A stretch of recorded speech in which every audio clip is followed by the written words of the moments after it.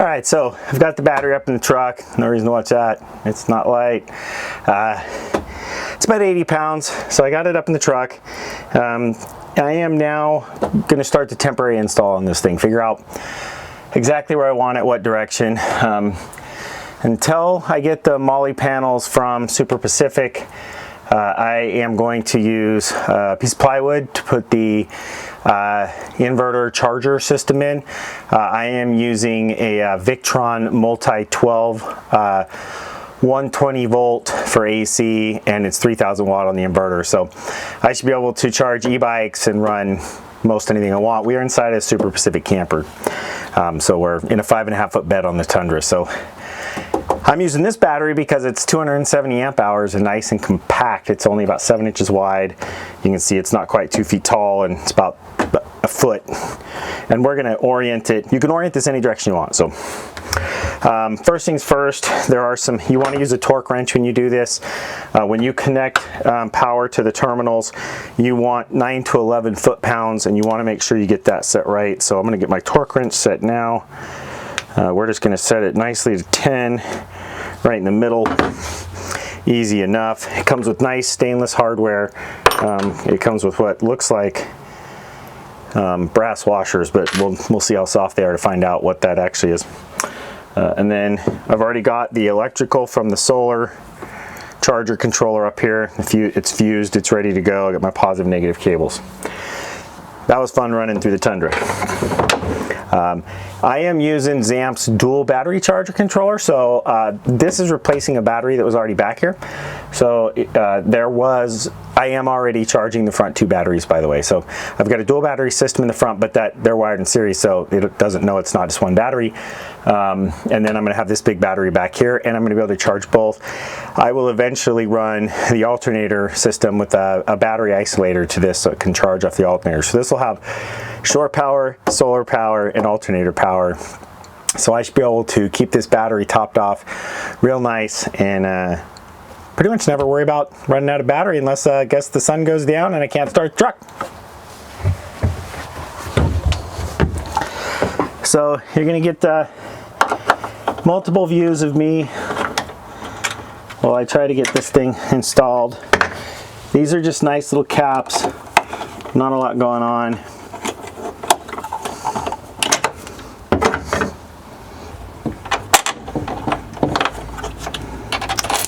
I'm gonna check.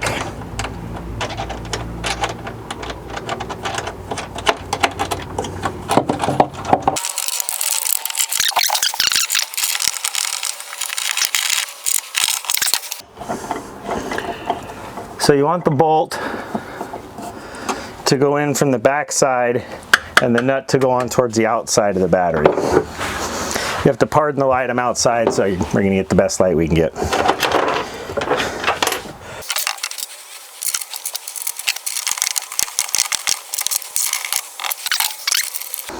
So for now, I don't intend on hooking anything else up for today. I'm going to just start fitting the battery. So I just want to know that I've got good connections. I'm going to connect the solar panels while I still have good sun, and make sure that all that looks all my float looks good and all my settings are right. If you don't have a charger controller that can auto detect the battery type, or if you're using a single charging controller, make sure it's set for LiPo batteries. So you're going to want like a 14.4 or 14.6 charge, like a 13.4 roughly float, which you don't want it that high for AGM, lead acid, stuff like that. So make sure you've got that stuff set up right.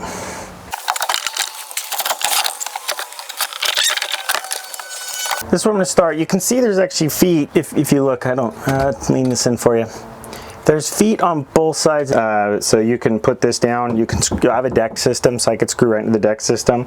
For now, I'm just going to strap with these cleats and put it in place, because like I said, if ultimately I decide to move it, this should be its home. The Victron should sit right here.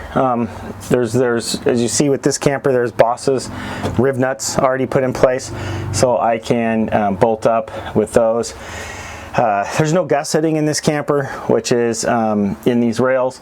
So it's pretty strong, but you still want to be a little careful not to add too much weight. I think you'd start to get some flex in the camper. So the battery on the deck system should be just fine.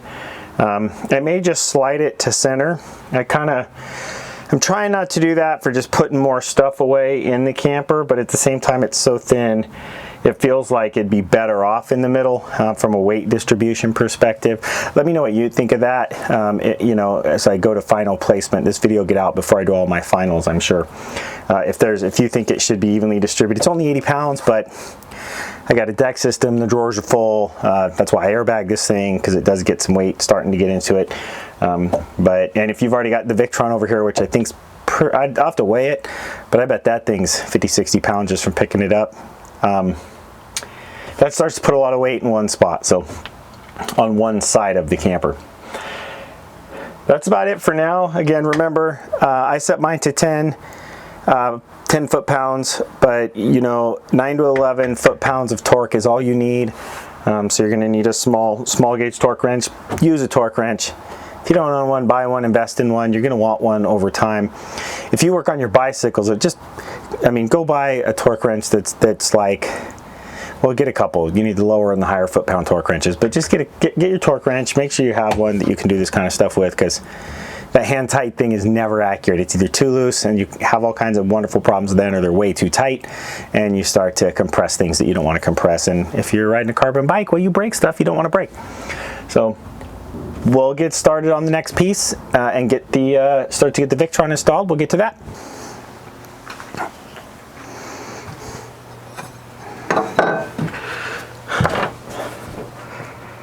All right, so we are going to attach this bracket to this board. I've cut the board to length for the Go Fast camper. This will be about 26 inches, 26 and an eighth. I've measured inside. The rib nut is not quite 2 inches down, so it's like 1 7/8 or maybe 1 3/4. I just needed to be close because I needed to estimate the height. On the Victron, you've got about 2.5 inches. When this is hooked down to the top, it's about 2.5 inches. So that's what this is right here. Okay. This bolt hole on this particular component center. So what I did is I went 5 inches down, which should leave me enough space above to easily get to bolt and unbolt this from the camper. I then took a nice T-square, measured that 5 inches down, drew the line, measured the width, which was 11, went 5.5, and then I cut a line like this down. You can see that. So if you look, I put the line here and line here. This should keep this thing level and square. And I've set this board up behind it because the screws are just a little longer than this plywood is thick. It won't matter once it's hanging, but you just take this and you put your pencil lines everywhere in center on the 3 main ones, and that lines you up. So then you can take, now it's best to do this bottom center one first, because that is going to actually, you can rotate off of it to some degree.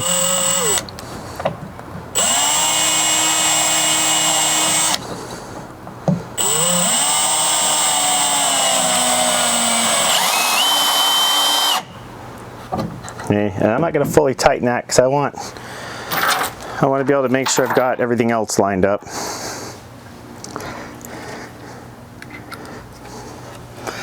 Just center that up on the hole in the pencil.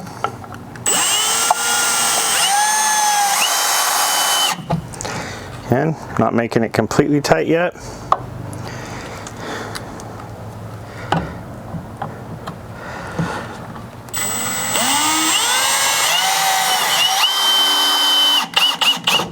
Now we can tighten these up.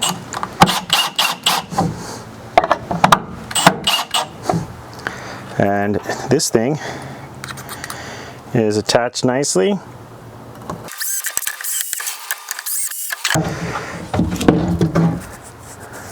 Even if that stays on, it's no big deal. If it's gonna stay on. I got a little gap on that side, so we're gonna back this one off.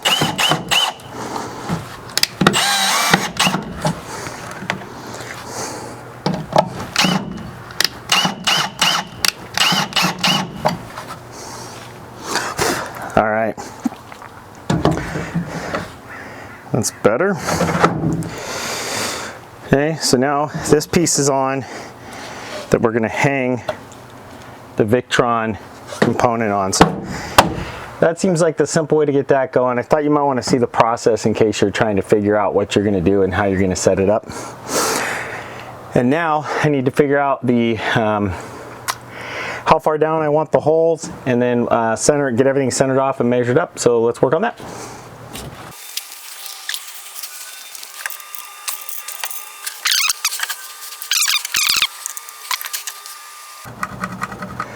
Okay, so I'm just going to get this square back out, and I'm going to create another line to work off of.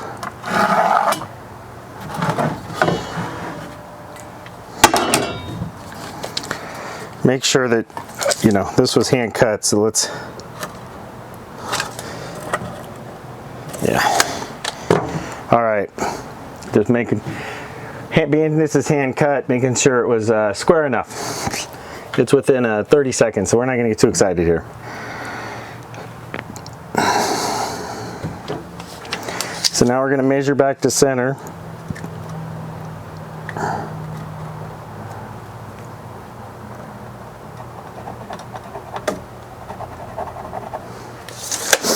So we got to come off this. Let's use a square.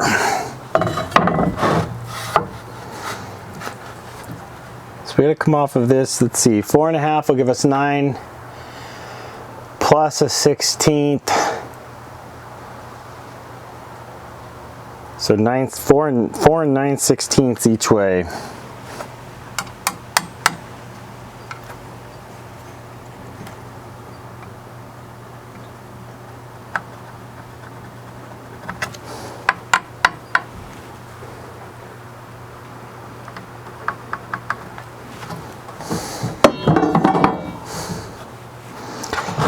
Okay, that'll give us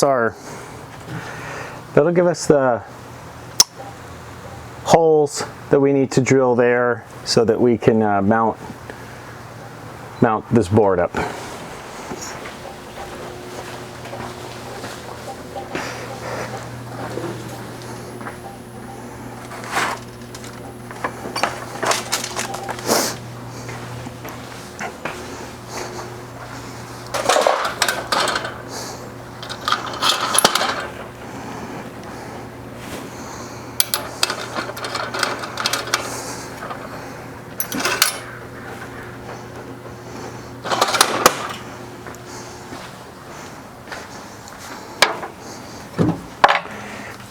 So these are M6 screws.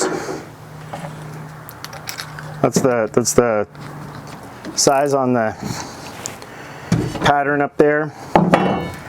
So I'm going to drill out use a 1/4 inch bit, and that's the hole size I'm going to make.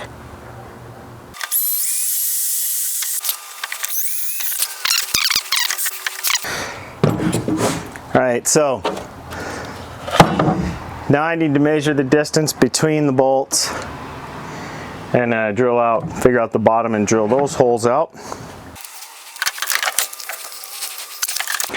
That's nice. Those are 24 inches, so this is not some goofy problem to deal with. That's actually really nice. So we're going to set the T-square, because it's 24 inches, on the line. Okay, same thing.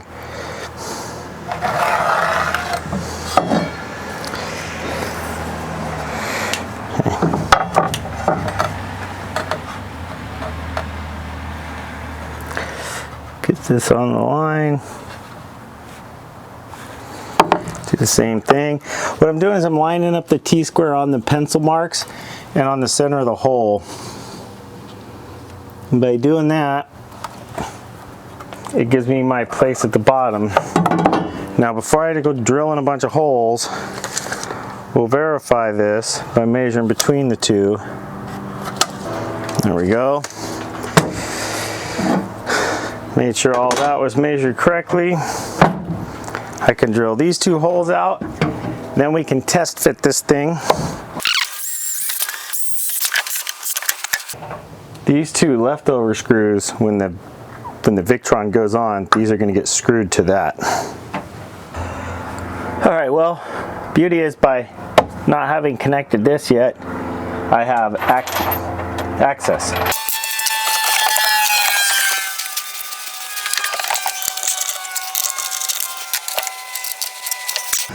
Let's find out.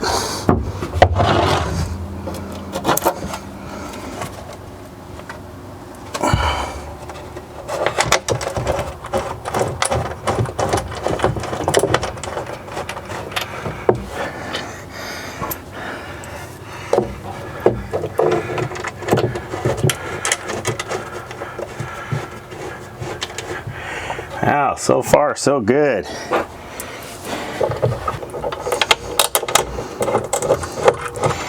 That's number 3.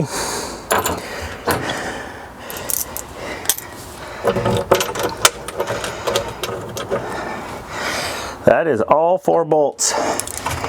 That is that's nice.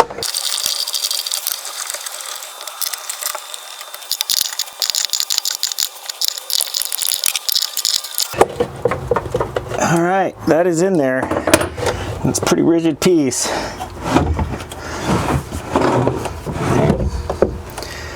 That's all gonna sit there just fine. All right, well, that's exciting. I'm gonna go get the charger controller, which is a beast, but it should do some amazing things. And we're gonna drop this in place and see how it's coming out. Hopefully I left enough space. I measured. We'll find out if I did. We got this big beast up here. It's a little bit in this crowded of an area. All this stuff's a little tricky. I've got 2 holes in the bottom you can't see. You'll see when I get up here, and that's what I'm gonna. I've got the 2 screws up here in the drill. I guess we'll sit it up there. Surprised this isn't longer looking at this. I'm gonna go back through and double check, but that actually surprises me that that is not actually a longer component. This isn't longer to fit in there. But they have the reasons in the design. I'll find out in a minute, I'm sure.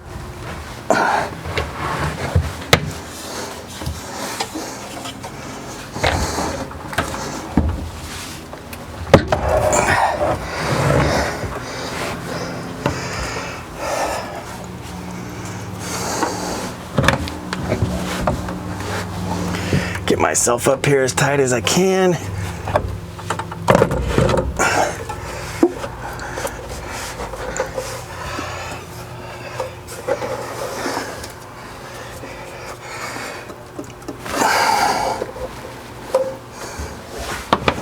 All right, so that thing doesn't move. That actually is on there pretty good. Forgot to pull that out. And then we've got the 2 screws, and I need to just take these.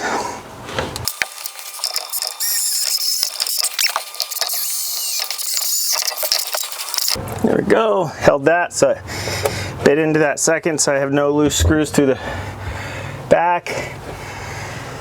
Now I know where that goes. I could actually, if I want, attach that to the back with short screws and glue and make an even stiffer board, but that's impressive.